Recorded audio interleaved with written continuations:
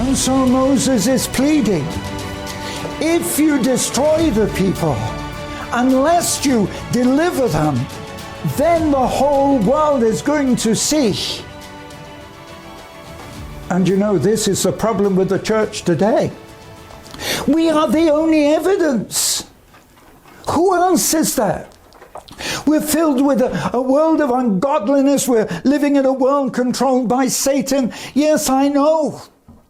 But we are the living evidence. We are the witness of the power of God. Your life, my life is the witness, the evidence. If God can deliver me from sin, if God can deliver you from sin, if God can put before you an inheritance, come on. Well, we've got to go in and possess that land. Not stand back on this side. But so many are just stood back. Look, we've got to cross the Jordan, into the promised land. So in verse 19, in verse 18, Moses is saying, the Lord is long-suffering, of great mercy, forgiving iniquity, and by no means clearing the guilty, visiting, the iniquities of the fathers on the children to the third and fourth generation. That's another subject I can preach on. And then Moses says, pardon the iniquity of this people according to the greatness of your mercy. And the Lord said, I have pardoned according to your word. There is pardon for whatever may have happened in the past, for any mistakes, any failures in the past. It can be forgiven, but that pardon comes on condition we move across the Jordan. But I love verse 21, where God says, as truly as I live, all the earth will be filled with the glory of God. Because all those men which have seen my glory and my miracles which I did in Egypt and in the wilderness, all these people, shall they not see the land which I promised these people? And so what God is saying, his glory would fill the earth, but the glory of God is seen in you, in me. We are to be the glory of God. We are the witnesses. We are the evidences. Come on. You and I have to cross that Jordan and go in faith.